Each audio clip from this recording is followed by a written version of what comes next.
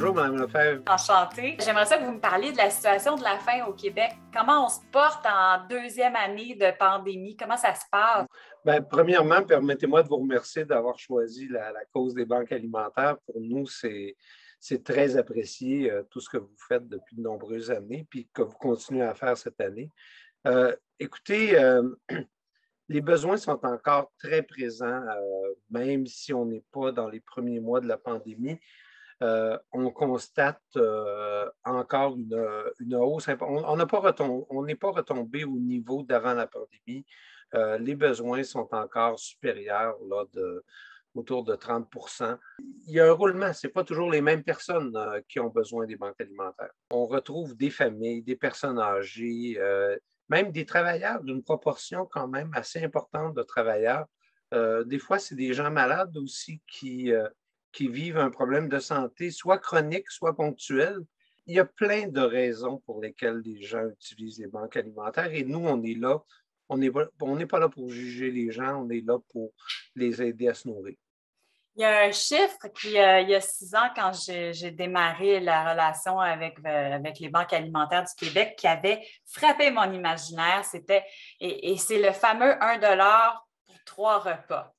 Oui. Alors, est-ce qu'aujourd'hui, avec un panier d'épicerie qui n'arrête pas d'augmenter, là, je veux dire, le coût avec la pandémie, ça a même augmenté la facture. Oui. Est-ce qu'on est quand même encore capable aujourd'hui chez vous de faire 3 repas avec 1 $ en don?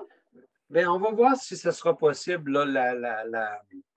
L'augmentation des coûts de la vie est assez récente, l'augmentation plus importante qu'on vit maintenant.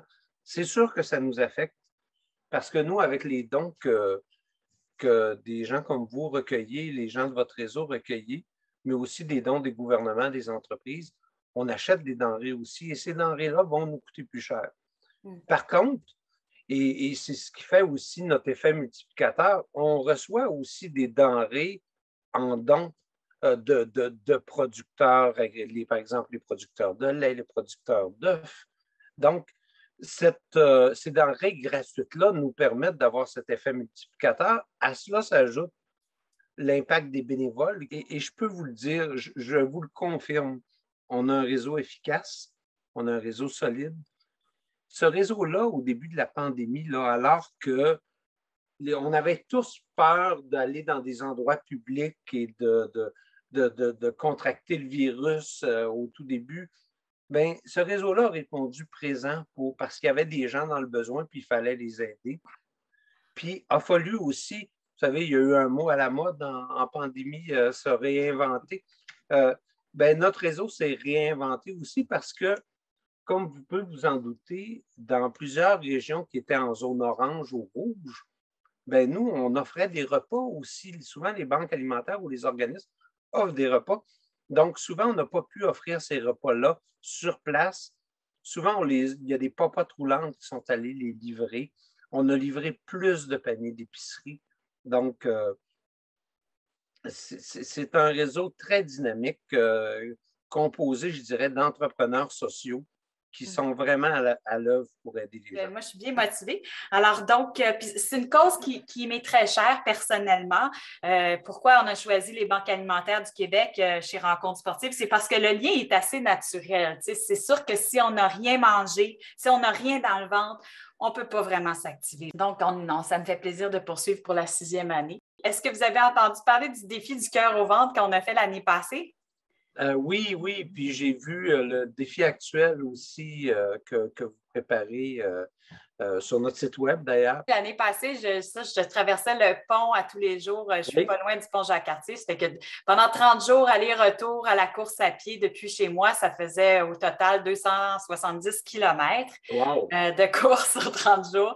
Là, cette année, j'encourage les gens à se joindre, à créer leur propre défi. Alors, les gens peuvent faire un défi sur une seule date ou sur tous les jours. Ça peut être un défi en kilomètres, en minutes pendant la période. On commence donc le 30 dans 4 jours, puis on va pour 30 jours consécutifs, donc jusqu'au 28 novembre, puis en espérant dépasser l'objectif de l'année passée qui était de 10 000 $. Alors, On y va? Écoutez, vous avez piqué ma curiosité avec votre défi et je songe à m'y joindre. Ah, excellent! Oui, ça fait un petit bout que moi, je suis plus un cycliste. Mais là, la saison du vélo tire à sa fin. Oui. Et là, je me suis dit qu'en cette saison plus tranquille où le ski n'est pas recommencé, j'allais me remettre à l'entraînement pour courir un petit 5 km. Là. Donc, je vais joindre votre défi et participer à votre collecte d'offres. Superbe, parce que vous savez, vous n'avez pas besoin d'être membre de Rencontres sportives d'ailleurs. On a créé l'environnement de sorte sur le site Rencontres sportives. Les gens peuvent se créer un défi sans avoir à faire partie de la communauté. Donc, à titre d'invité, peut se joindre puis créer donc son objectif, non pas en argent, parce que je voulais que ce soit vraiment démocratique, notre truc. Je ne voulais pas qu'il y ait une pression sur certains individus. Donc, on fait un pot commun là, au niveau de la levée de fonds, mais on se fait chacun notre objectif sportif là, selon nos intérêts, nos disciplines préférées. Je vais vous aider à nous aider. Ah ben génial, je suis vraiment contente d'entendre ça.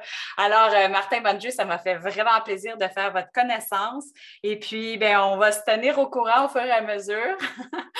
Certainement. Puis on va souhaiter de la belle température. Oui, et merci de tous les efforts de votre réseau de rencontres sportives. C'est vraiment apprécié par les banques alimentaires. Ça fait plaisir. Alors, à la prochaine. À bientôt.